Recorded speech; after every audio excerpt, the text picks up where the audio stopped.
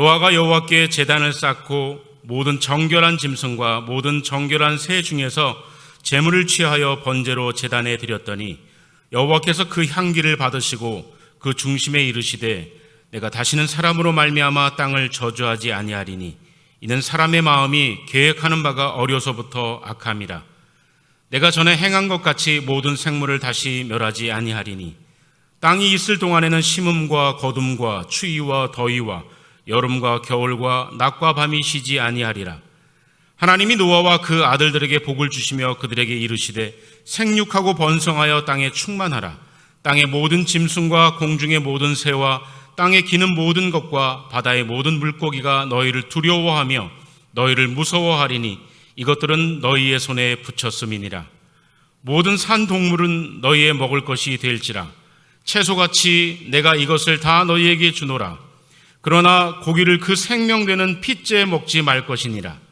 내가 반드시 너희의 피 곧 너희의 생명의 피를 찾으리니 짐승이면 그 짐승에게서 사람이나 사람의 형제면 그에게서 그의 생명을 찾으리라.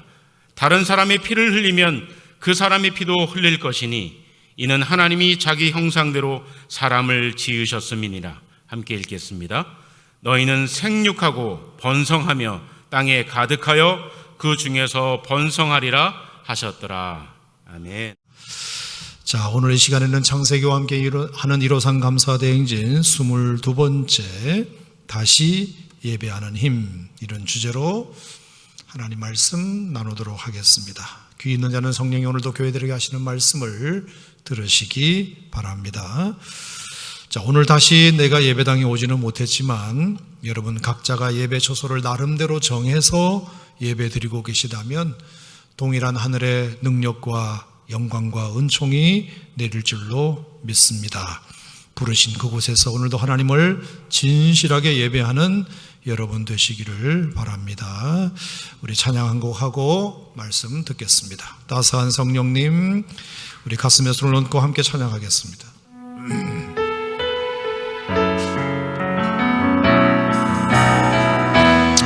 따스한 성령님, 따스한 성령님, 마음으로 보내 내 몸을 감싸며 주어지는 평안함, 만족함을 느끼네. 사랑과 진리에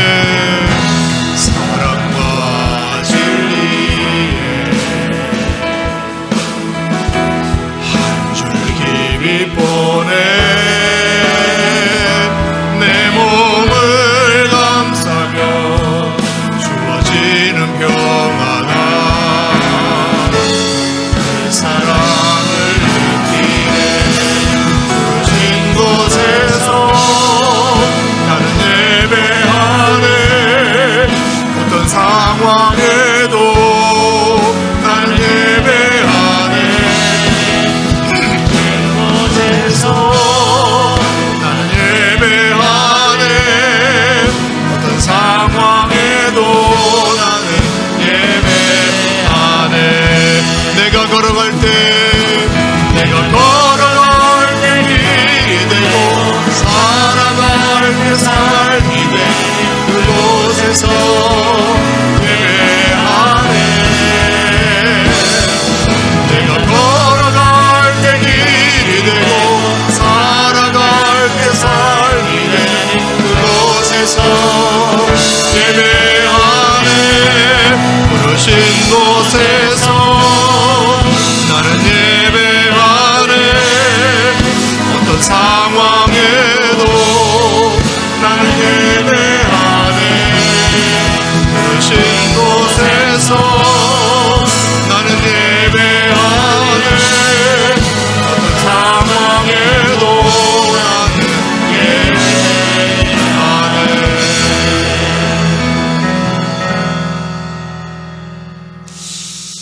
아마 여러분도 느끼시겠지만 우리가 이럴 때 어쩌면 하나님이 정말 우리가 평소에 드리는 예배가 참 예배였는지 거짓 예배였는지 우리가 참 예배자였는지 아니면 아니었는지를 하나님이 가름하시는 때가 아닌가 저는 그렇게 생각하고요. 오늘도 어디에 계시든지 홀로 예배 드리시더라도 말씀에 더 크게 아멘 하시기 바랍니다. 또 몸과 마음을 집중해서 하나님께 예배하는 시간이 되면 하나님께서 약속된 은혜를 오늘도 여러분 처소처소마다 부어주실 줄 믿습니다. 자, 그런 차원에서 어쩌면 오늘 이렇게 하나님이 우리의 상황에 딱 맞는 본문을 주셨을까 저는 그렇게 참 신기할 뿐인데요. 자, 오늘 본문 말씀은 이렇게 시작을 합니다. 노아가 여호와께 제단을 쌓고 모든 정결한 짐승과 모든 정결한 새 중에서 제물을 취하여 번제로 제단에 드렸더니 여호와께서 그 향기를 받으셨다. 그 향기를 받으셨다. 하나님께서 그 예배를 받으셨다. 예배자로서의 자세를 다시 일깨우는 굉장히 중요한 본문이라고 생각이 들어서 여러분이 오늘 이 시간 흩어져서 예배하는 처소를 하나님이 기름 부어주시길 바라고 흩어져서 예배하지만 하나님께서 우리에게 어떤 예배를 정말 원하시는지를 우리가 다시 한번 이 본문을 통해서 발견해 본다고 한다면 우리가 다시 교회 예배가 회복되었을 때 우리가 하나님 앞에 더 감격스럽게 예배할 수 있지 않겠는가 생각이 들어서 오늘은 한 번은 필요한 예배학 강의를 여러분과 함께 좀 해보고자 합니다. 오늘 본문에 보면 예배의 본질이 뭔지가 우리에게 명약관화하게 소개되고 있기 때문입니다. 자, 그 첫 번째가 뭐냐 한번 따라해 보실까요? 예배는 먼저 하는 것이다. 예배는 먼저 하는 것이다. 동의하십니까, 여러분? 자, 오늘 본문도 보면 노아가 방주에서 나오자마자 한 게 뭐죠? 제단을 쌓고 하나님 앞에 예배하는 것이었어요. 먹을 것을 구하지 아니하고 살 집을 마련하기 전에 먼저 노아는 하나님 앞에 예배부터 드렸다. 예배의 본질 첫 번째는 뭐냐? 예배는 무조건 먼저 드리는 것이구나. 다른 거 다 해놓고 시간 남으면 드리는 것이 아니구나. 어디 갈 데 없어서 예배당 가는 것이 아니구나. 먼저 예배부터 드리고 나서 가더라도 가는 거구나. 먼저 예배부터 드리고 나서 하더라도 하는 거구나. 그래서 달력도 보면 한 주간의 시작이 월요일이 아니라 일요일이구나. 월화수목금토일이 아니라 일월화수목금토구나. 한 주간의 시작은 주일부터 예배 드리는 것부터 시작하시는 거구나. 동의하십니까, 여러분? 저는 늘 여러분의 우선순위가 예배에 있기를 축원합니다. 예배에 있기를 축원합니다. 어떤 상황에서도 내 삶의 우선순위는 예배다. 예배를 통해서 먼저 하나님께 영광 드리는 것이 먼저다. 예배를 통해서 먼저 삶의 방향을 정하는 것이 먼저다. 예배를 통해서 지혜와 힘을 얻는 것이 제일 먼저다. 여러분, 이것이 여러분의 일생에 흔들림 없는 삶의 철칙이 된다면 여러분의 남은 한 주간도 복되고 여러분의 마음도 클리어해지고 여러분의 발걸음도 가볍게 될 줄 믿습니다. 저는 지난 토요일 날 개업 예배를 한 군데 다녀왔는데 그분이 이제 기존에 매장이 있으시지만 새로 매장을 하나 더 추가하시게 되어가지고 목사님 오셔서 예배 좀 드려주세요. 그래서 이제 다녀왔는데요. 가보니까 아직 물건도 제대로 정리가 안 되어 있고요. 겨우 인테리어만 되어 있는 상황이었습니다. 앉을 자리도 제대로 없어가지고 그 집사님 가족은 그냥 박스 위에다가 앉아서 예배를 드리셨어요. 집사님도 조금 죄송하셨는지 목사님 아직도 정리가 제대로 안 된 상태에서 목사님을 모시고 예배 드려서 죄송해요 이렇게 말씀을 하시는데 저는 어땠을까요? 너무 기분이 좋았어요. 다 갖추어지기 전에 시작하는 마당에 예배부터 먼저 드리고 꾸밀 건 꾸미고 장사도 시작하고 이분의 우선순위는 예배구나. 예쁘게 꾸미는 것보다 장사를 시작하는 것보다 일단은 예배부터 먼저 드리는 것이 이분의 삶의 우선순위이구나. 그것을 확인하는 기쁨이 목회자로서 얼마나 컸는지 몰라요. 일단 예배부터 드리자는 그 마음이 얼마나 목회자인지를 행복하게 했는지 몰라요. 여러분, 하물며 하나님이실까요? 하나님은 더 기뻐하실 줄 믿습니다. 그러니 여러분 간곡하게 부탁드립니다. 여러분 다른 건 미루더라도 예배는 미루지 마시기를 바랍니다. 여러분 그 순간을 놓치면 분명히 예배는 더 밀리게 되어 있고요, 더 삶은 바빠지게 되어 있고요, 이제는 예배를 못 드릴 변명거리만 계속 생기게 됩니다. 따라합시다. 예배부터. 아멘. 이것이 여러분의 삶의 확고한 철학이 되시기를 주 이름으로 축원합니다. 두 번째, 제가 이 노아의 예배를 통해서 깨달은 건 뭐냐 하면 재물에 대한 것입니다. 재물. 자, 보시면 노아가 오늘 그 재물을 하나님 앞에 준비하여 드렸다고 되어 있는데, 그 재물은 어떻게 누가 준비했는지를 가만히 보세요. 갑자기 그 현장에서 예배를 드려야 되니까 어쩔 수 없이 대충 주섬주섬 마련한 것이냐, 아니면 오래전부터 벌써 이 재물을 준비해 둔 거냐.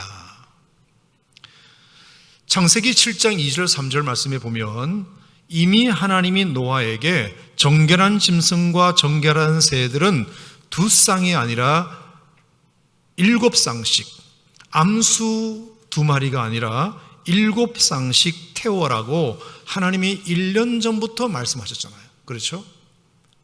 정결한 짐승과 정결한 새들은 암수 2씩만 태우지 말고 개들은 7쌍씩 태워라. 하나님이 그렇게 말씀하셔서 벌써 1년 전부터 하나님은 계획하시고 다 알고 계셔서 그때 이미 예물을 드릴 만한 재물을 태워 놓으셨다는 거예요. 저는 깜짝 놀란 게 뭐냐, 하나님은 오늘 2021년 7월 며칠 날 드릴 이 예배를 위해서 하나님은 적어도 작년 2020년 7월 어느 날부터 오늘 우리가 1년 뒤에 드릴 예배를 준비하고 계셨다. 저는 이렇게도 해석이 되었어요. 얼마나 하나님은 우리의 예배를 미리 계획하고 준비하고 계셨냐. 어쩌면 우리는 오늘 내가 예배 드려 말여, 오늘 내가 교회 가 말어, 오늘도 아침까지, 주일 아침이 되었어도 그것을 헷갈려 하고 있는 우리에 비하면, 갈등하고 있는 우리에 비하면 하나님은 1년 전부터 벌써 우리가 예배에 올 줄 알고 미리 드릴 예물을 하나님이 구비해 두셨다. 감동이 되시면 아멘 한번 해보시겠어요? 아하, 참 하나님의 은혜가 너무 감사하죠. 그러니까 노아는 주섬주섬 뭘 드리지? 그날 대충 마련한 것이 아니고 1년 전에 하나님이 미리 준비해 두셨던 그것으로 하나님께 예배했다. 미리 준비된 예물에 하나님이 준비하라고 말씀하신 예물로, 하나님이 준비해 주신 예물로 하나님께 드렸다. 여러분, 이것은 우리에게 참 귀한 교훈을 주는 것 같아요. 우리도 뭔가 하나님께 예물을 드려야 할 때 미리 마음으로 준비해야 된다는 말씀도 우리에게 주신 것이고, 뿐만 아니라 그조차도 하나님이 벌써 준비해 두셨다. 창세기 22장에 보면 아브라함이 이삭을 번제로 바칠 때도 물론 아들 이삭을 번제로 바치러 모리아산에 올라간 건 사실이지만 결국 하나님이 아브라함에게 무엇을 대신 바치게 하셨죠? 수량을, 하나님이 수량을 딱 준비해 두시고 아브라함이 오면 이삭 대신 이것을 바치게 해야지. 결국에 자기 아들을 바친 게 아니라, 자기 아들을 바친 것이 아니라 하나님이 준비해 주신 예물로 아브라함은 그날 제사를 드리게 됩니다. 여러분, 이것은 오늘날 우리에게도 똑같다고 생각합니다. 우리의 시간으로 드리는 것이 아니라 하나님의 시간으로 하나님께 드리는 것입니다. 우리의 재능을 드리는 것이 아니라 하나님이 주신 재능과 달란트로 하나님께 봉사하는 것이고, 우리의 물질로 하나님께 예물 드리는 것이 아니라 하나님이 내게 이미 주신 물질로 하나님의 것으로 하나님께 예물 드리는 것입니다. 여러분, 이것이 예배의 본질입니다. 예배의 본질이에요. 근데도 그것으로 인하여 하나님이 기뻐하시는 것을 보세요. 하나님이 줘놓고 다시 가져가시는 건데도 하나님이 기뻐하시는 것을 보세요. 그러므로 여러분, 하나님의 기쁨은 뭐냐 하면 우리의 모든 것이 다 하나님이 준비해 주셨다는 것을 인정하는 것이 하나님에게는 무엇보다 기쁨이 되시는 것 같습니다. 여러분, 창세기 4장에도 보면 가인과 아벨의 제사가 나오죠. 자, 가인의 제사는 하나님이 안 받으시고 아벨의 제사만 하나님이 받으셨다 이렇게 되어 있는데, 가만히 보면 그게 제물의 종류의 차이냐 아니면 고백의 차이냐, 여러분 어떻게 생각하세요? 왜 가인의 제물은 안 받으시고 아벨의 예배는 받으셨을까? 제물이 잘못된 거냐 고백이 잘못된 거냐? 저는 후자라고 생각합니다. 왜냐? 창세기 4장 본문에 보면 이런 기록이 있어요. 가인은 땅의 소산으로 제물을 삼아 여호와께 드렸고 아벨은 양의 첫 새끼와 그 기름으로 드렸다, 이렇게 되어 있어요. 자, 이게 뭐냐 하면 가인은 적어도 그 소산을 자기가 땀 흘려서 얻은 결과물로 인정하면서 제물을 삼아 바친 거지만, 아벨은 처음부터 이 모든 것이 하나님이 주셔서 내가 얻은 것입니다라는 고백이 그 고백 속에 담겨 있기 때문입니다.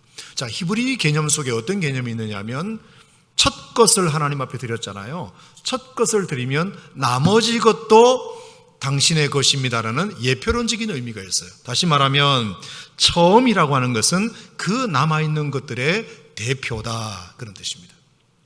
이것만 하나님의 것이 아니라 처음 것을 구별하여 드림으로써 남아있는 모든 것도 다 하나님의 것임을 인정합니다라는 그 의미가 첫 것을 드리는다는 데 있기 때문입니다. 여러분, 11조가 그래서 왜 중요하냐? 11조도 그거잖아요. 하나님 앞에 내가 어떤 물질이 생겼으면 처음 것을 10분의 1을 하나님 앞에 드림으로 말미암아 그것만 하나님의 것이 아니라 나머지 것도 다 하나님이 주셨다는 것을 인정합니다. 그래서 11조는 우리 신앙 고백에 굉장히 중요한 상징입니다. 제가 지난주에도 또 다른 곳에 개업 예배를 다녀왔는데 아주 조그만 가게였어요. 그분 역시도 예배를 너무 사모하고 계셔서 제가 가서 이제 개업 예배를 드렸는데 참 기분이 좋아서 마음껏 축복도 이렇게 해드리고 왔습니다. 예배가 끝나자 그분이 두 종류의 감사헌금 봉투를 저한테 내미셨어요. 첫 번째는 신방 감사헌금이고 두 번째 봉투를 보니까 첫 수입 감사헌금 이렇게 적혀 있었어요. 첫 수입 감사헌금.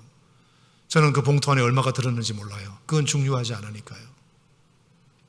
첫 수입 감사헌금이래요. 눈물이 핑 돌았어요. 가슴이 뜨거워졌어요. 여러분, 그 집사님의 고백은 무슨 고백일까요? 첫 수입 감사헌금을 드렸다는 것은 이로써 그분은 앞으로 벌게 될 모든 수입도 다 하나님이 주시는 것으로 인정하겠습니다. 앞으로 내게 주시는 모든 수입도 다 하나님이 주시는 것으로 인정하겠습니다라는 고백이 첫 수입 감사헌금에 담겨 있었기 때문에 기분이 좋아 안 좋아? 너무 좋죠. 정말 마음껏 그분을 축복하고 싶었어요. 시간이든 물질이든 재능이든 생명이든 이건 내 건데 하나님 앞에 드리는 겁니다, 이렇게 생각하지 말고 주님의 것입니다. 모두가 다 주님의 것입니다. 우리가 이 마음으로 하나님 앞에 오늘도 예물도 드리시면 하나님의 그 예물을 더 기쁘게 받으시지 않겠는가 생각하는데, 동의하시면 아멘 하시기 바랍니다. 자, 세 번째, 저는 이 노아의 예배를 통해서 깨닫는 게 뭐냐, 결국은 하나님이 무엇을 받으셨느냐는 겁니다. 자, 드리는 것은 제물을 드렸습니다. 그런데 하나님은 뭘 받으셨다고 되어 있나요? 제물을 받으셨어요? 향기를 받으셨어요? 향기를 받았다. 이게 참 제게 와닿았어요. 자, 우리는 정성껏 예물을 드렸는데 하나님이 받으시는 것은 향기를 받으셨다. 아하, 하나님은 미각보다 후각이 더 발달되어 있는 분이신가? 여러분, 그게 아닙니다. 향기가 뭘까요? 마음이죠. 향기가 뭘까요? 정성이죠. 우리가 하나님 앞에 얼마를 무엇을 드렸나 보다 그 마음 속에 그것에 담겨 있는 우리의 마음과 우리의 정성이 얼마나 많이 담겨 있느냐.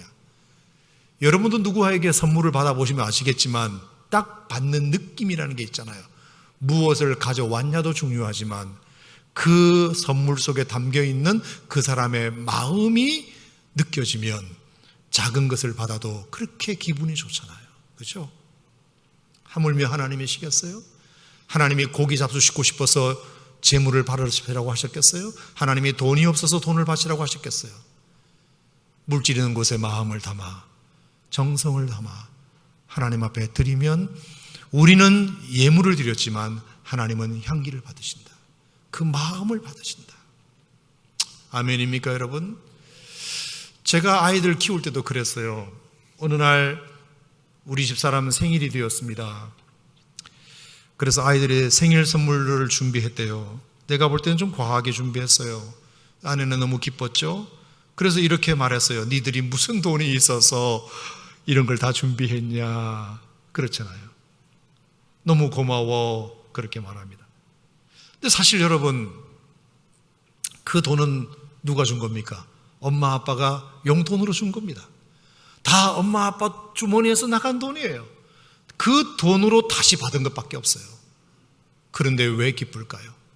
왜 기쁠까요? 내가 준 돈으로 받은 건데 왜 기쁠까요? 도로 받은 것에 불과하잖아요.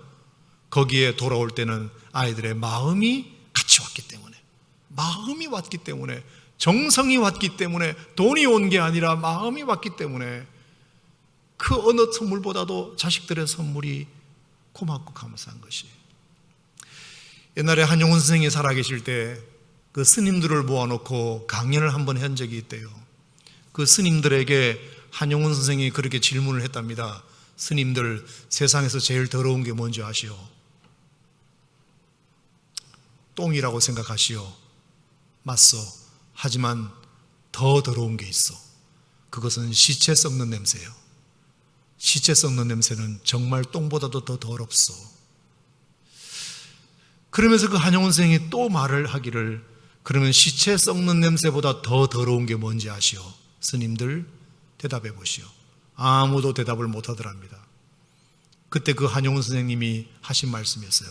똥보다 시체 썩는 것보다 더 더러운 게 뭔지 아시오? 그것은 염불에는 관심이 없고 잿밥에만 관심이 있어 하는 당신들의 마음보요. 그랬어요.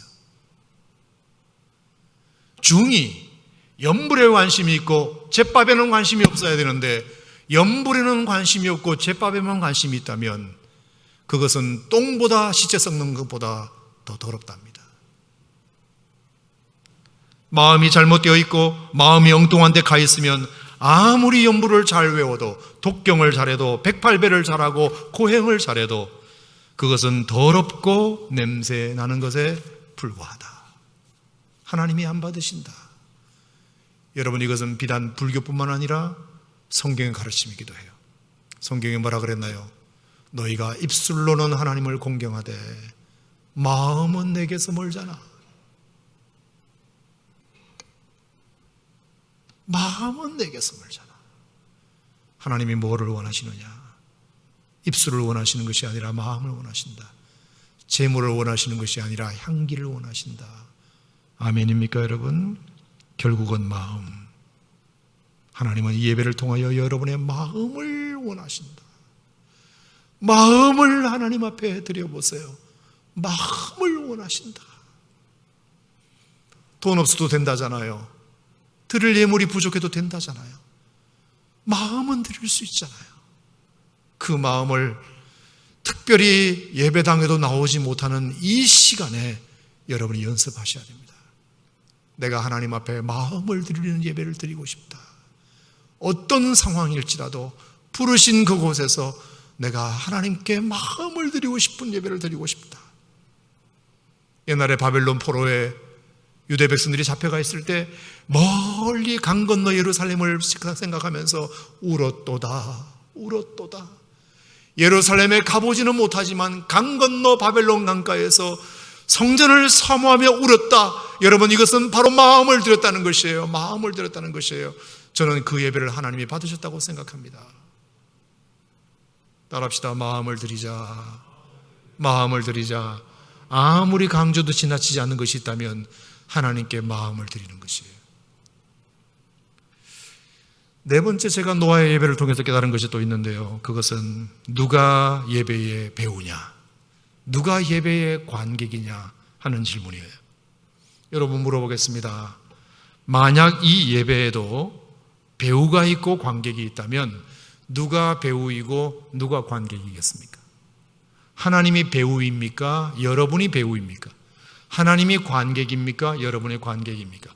예배를 보는 사람은 여러분입니까? 하나님입니까? 이 질문이에요. 적어도 오늘 창세기 8장에서는 노아가 하나님께 예배를 드렸고 하나님이 그 예배를 받았다 이렇게 되어 있어요. 노아가 예배의 무대에서 잘 차려진 예물을 하나님 앞에 올려드렸고 예배는 그것을 하나님은 그것을 지켜보셨다 이렇게 되어 있어요. 자, 누가 배우이고 누가 관객인가요? 하나님이 관객이시고 노아가 배우였어요.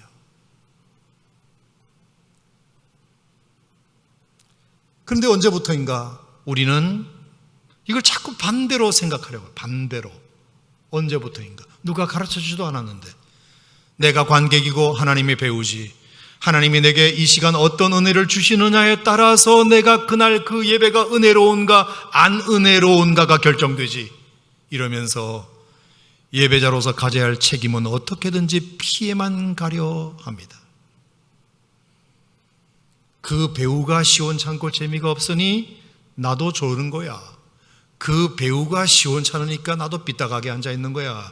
그 배우가 시원찮으니까 가끔 나도 예배에 빠지는 거야. 그 배우가 시원찮으니까 늦게도 오는 것이고, 그 배우가 재미없으니까 중간에 핸드폰 받으러 나가는 거야. 그건 관객이 책임이 아니고 배우의 책임이야. 너희들이 한번 재밌게 나를 해줘봐. 내가 왜 늦게 오겠어? 왜 안 오겠어? 내가 왜 중간에 나가겠어? 이 생각입니다.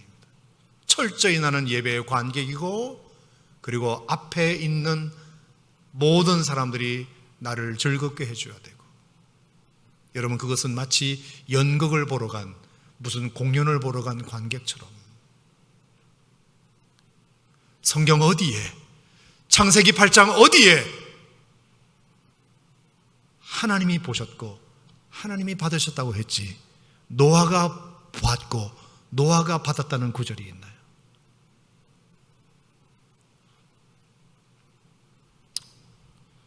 사랑하는 성도 여러분, 저는 여러분들의 그 마음을 다 모르는 바는 아니지만 그래도 예배의 본질은, 예배는 내가 드리는 것이고 내가 준비하는 것이고 내가 정성을 다하는 것이고, 아멘, 하나님은 그것을 받으시는 분이시다. 하나님이 평가하시는 분이시다. 하나님이 보시는 분이시다. 오늘 예배를 잘 드렸는지 안 드렸는지 하나님이 보시는 거지, 내가 평가하고 있으면 안 된다. 하나님이 여러분들의 예배를 지켜보시는 관객임을 기억하시기를 바랍니다. 예배의 은혜는 배우인 여러분들이 잘해야 합니다. 배우인 여러분들이. 하나님이 그 예배를 기뻐하시느냐, 하나님이 그 예배를 통해서 슬퍼하시느냐, 그것은 우리에게 달려있고 하나님에게 달려있지 않습니다. 따라하겠습니다. 나는 배우이고 하나님은 관객이시다. 동의하시면 아멘. 자, 그렇다면 마지막으로 다섯 번째, 이 본문을 통하여 또 하나 깨달은 것을 여러분에게 말씀드리고자 하는데요, 어쩌면 제가 오늘 정말 하고 싶은 얘기는 다섯 번째일지도 몰라요. 그것은 뭐냐 하면, 노아는 이 예배가 정말 아니었다면 말입니다, 그 무겁고 착잡하고 복잡하고 어둡고 황망한 마음을 그 무엇도 잡아주지 못했을 거라는 것입니다. 자, 여러분 한번 생각해 보세요. 자, 우리가 오늘 이 본문만 읽으면 이때 예배드리는 노아의 마음을 잘 우리가 알 수가 없어요. 편안한 상태에서 예배를 드렸는지, 복잡한 상태에서 예배를 드렸는지, 예배 드리기 참 좋은 환경에서 예배 드렸는지, 아니면 정말 예배 드릴 수 없는 환경에서 예배 드렸는지 우리는 이 본문만 보면 잘 알 수가 없어요. 그런데 우리가 창세기 5장 노아가 이 역사의 무대 위에서 시작될 때부터 오늘 창세기 8장까지 노아의 스토리를 가만히 이렇게 묵상을 해보면 절대로 지금 8장에서 노아가 드리는 이 예배 상황은 행복하고 기쁘지만은 않았을 것이다. 우울하고 힘들고 복잡하고 길이라고는 한치도 보이지 않는 현실 앞에 너무나 막막하고, 그리고 그 어깨를 누르고 있는 책임감은 너무나 무거운 상태에서 하나님 앞에 예배드렸을 것이라는 것을 우리는 쉽게 짐작할 수 있습니다. 자, 왜 그런가 하면 엊그제 제가 금양로 기도회 때도 설명을 드렸지만 이 예배는 지금 홍수가 막 끝나자마자 드리는 예배잖아요.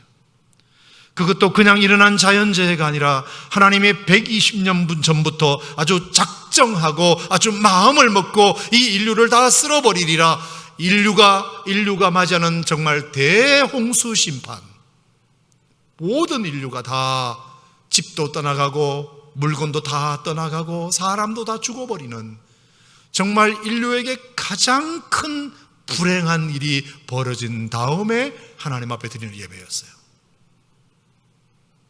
고로 노아와 그 가족 8명은 정말 이제 특별한 은혜로 살아남기는 했지만 그렇다고 절대로 마음이 편안할 수 없는,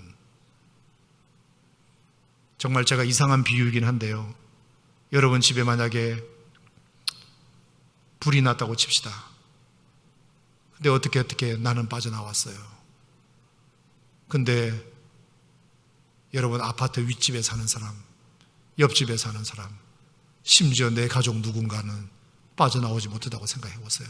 그러면 여러분 살아있는 마음이 편안해요? 불편해요? 너무 힘들죠. 나만 살았구나. 그 살아있는 것이 다행이 아니에요. 은혜가 아닙니다. 너무너무 괴로운 인생이 돼요. 나만 살았네. 그 당시 노아가 살았던 그 지구촌의 인구가 몇 명인지는 몰라도 싹 다 죽고 8명만 살아남았어요. 과연 그게 감사한 일인가요? 그게 감사한 일인가요?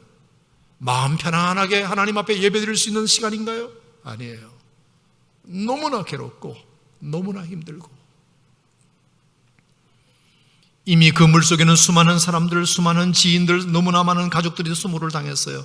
노아의 아버지 라멕도 돌아가셨고요, 노아의 할아버지 무두셀라도 그 물속에 수모를 당해 돌아가셨어요.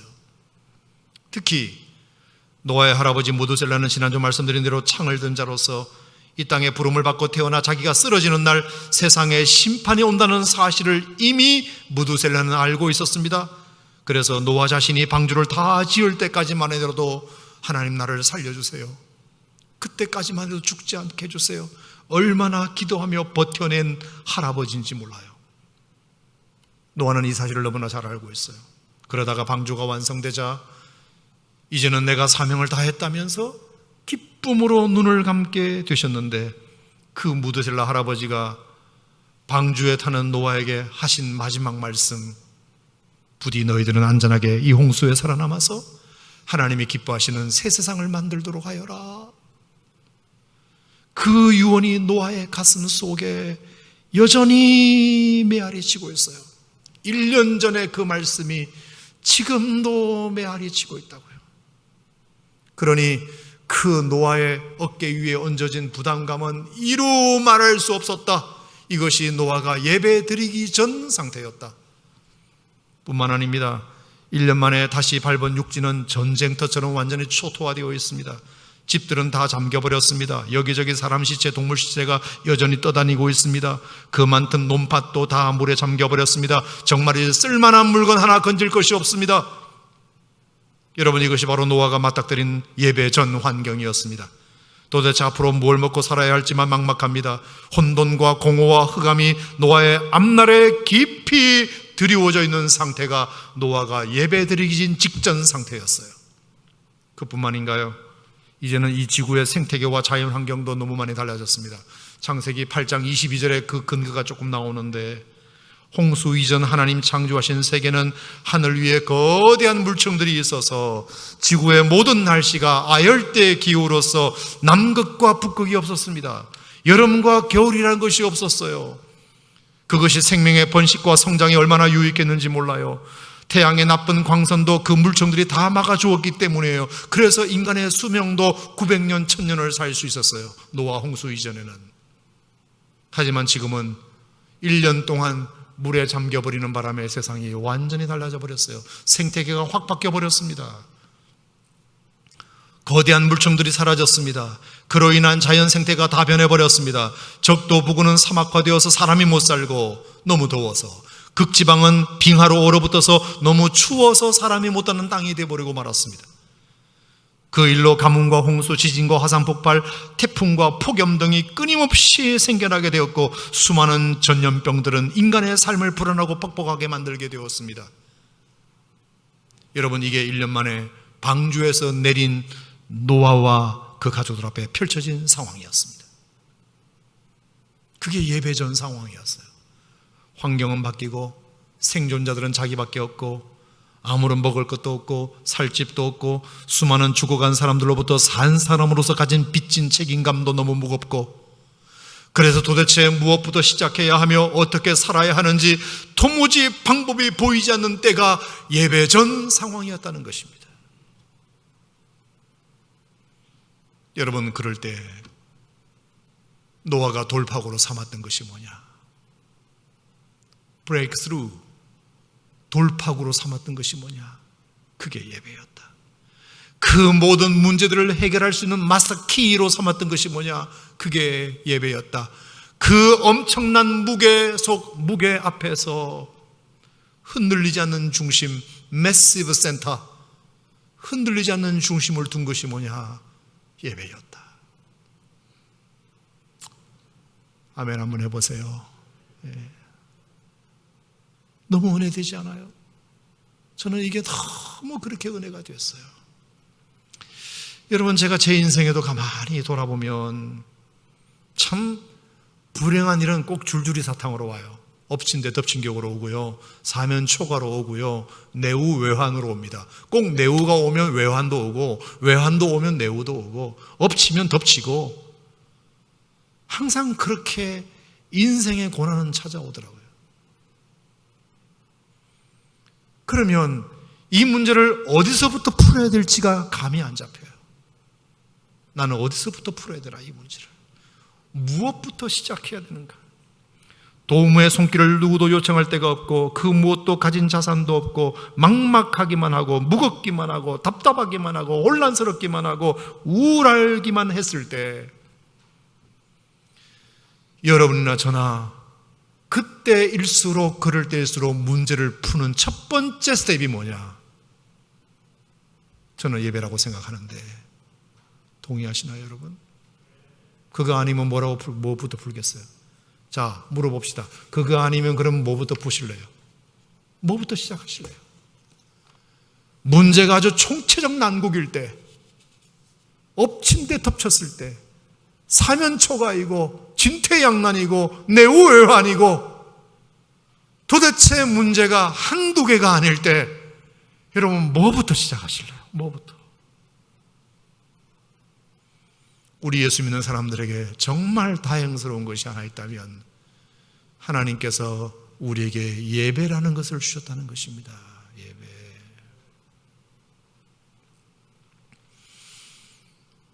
지존하신 주님 이름 앞에 모두 무릎 꿇고 다 경배해. 걸어가신 주님 보좌 앞에 엎드려 절하세. 사랑하는 나의 아버지, 이름 높여드립니다.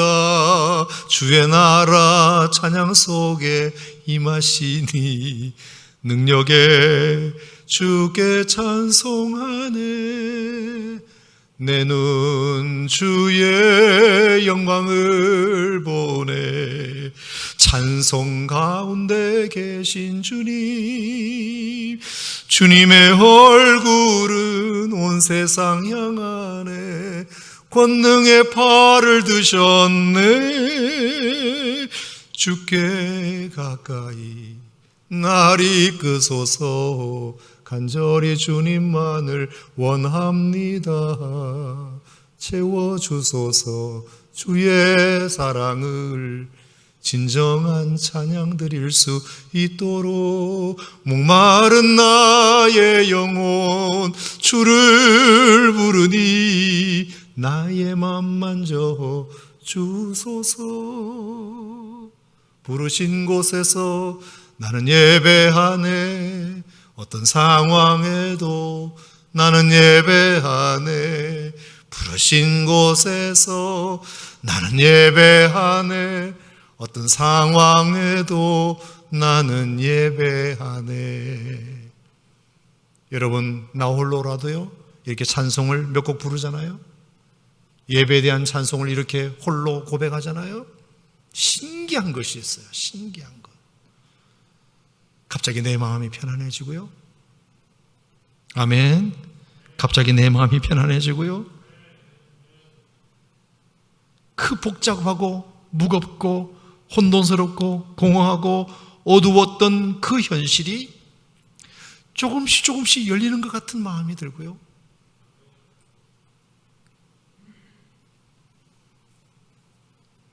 찌끈찌끈하게 아프기만 했던 그 두통이 조금씩 사라지기 시작하고요. 신기하게 정신이 차려지고요. 안 보이던 길이 하나씩 보이기 시작하고요. 그래, 다시 한번 해보자는 용기도 생기고요. 경험해 보시라니까. 하나님이 분명히 여러분들에게 그런 은혜를 주실 줄로 믿어요. 삶이 복잡하고 혼란하고 허전하고 어두울 때, 그때가 오히려 여러분에게는 다시 예배하는 길이 될 수 있다. 언제부터 잘못되었는지 모르겠고 어디서부터 풀어야 될지도 모르겠고 무엇부터 시작해야 될지도 모를 때, 그때가 어쩌면 다시 예배하는 기회가 될 수도 있다. 해결될 기미조차 보이지 않고 책임감만 무겁고 씻을 수 없는 죄책감에 너무 높여내버리는 환경에 일도 적응할 수 없을 것 같은 복음이 있을 때, 그때 내가 다시 예배 자리로 나가는 기회가 될 수도 있다. 여러분, 이것이 적어도 노아가 창세기 8장에서 예배하기 직전의 상황이었고, 그 모든 문제를 해결하는 마스터 키로 브레이크스루, 돌파하는 힘으로 매시브 센터, 가장 묵직한 중심으로 예배를 선택했다. 여러분, 그것이 결국에 노아의 삶의 앞길을 하나님이 열어주시는 기회가 된 줄로 믿으시기 바랍니다. 자, 그랬을 때 하나님께서 노아에게 두 가지 확실한 약속을 주셨는데, 자, 8장 보시겠어요? 8장 21절, 여호와께서 그 향기를 받으시고 그 중심에 이르시되 내가 다시는 사람으로 말미암아 땅을 저주하지 아니하리라. 불행은 여기까지가 끝이다. 아멘. 너의 힘든 것은 여기가 끝이다. 다시는 내가 저주하지 않겠다. 그 다음에 두 번째 축복이 뭔지 아세요? 9장 1절, 하나님이 노아와 그 아들에게 복을 주시며, 내가 이제부터 너에게 줄 것은 복밖에 없다. 내가 이제 복을 주겠다. 불행은 끝이다. 행복 시작이다. 이 뜻이에요. 하나님께서 노아를 통해서, 그 예배 받으심을 통해서 하나님의 두 가지를 약속하셨다. 저는 이것이 오늘 유튜브로 예배하는 여러분들에게도, 오늘 그리고 이 예배당에 앉아 예배하는 여러분들에게 임하기를 주의 이름으로 축원합니다. 5가지 예배의 본질에 대하여 여러분 말씀드렸는데, 다른 건 다 잊어버리더라도 5번째, 내 삶이 가장 복잡하고 어디서부터 시작해야 될지 모르겠고 뭐부터 꼬였는지 모르겠고 내게 정말 아무런 힘도 없고 누구에게 도움을 요청할 수도 없고 진퇴양난의 사면초가에 엎친 데 덮친 격으로 마음은 복잡하고 우울할 때, 여러분이 선택할 수 있는 유일한 선택지, 그것이 바로 예배라는 걸 기억하시고 이 예배부터 시작하시면 하나님께서 여러분들에게 곧 말씀하실 줄로 믿습니다. 내가 다시는 너를 저주하지 아니하리라. 불행 끝이다. 그리고 내가 너에게 복을 주리라. 행복 시작이다. 주님이 우리에게 이 말씀 오늘 예배하는 여러분들에게 주실 줄로 믿습니다. 기도하겠습니다.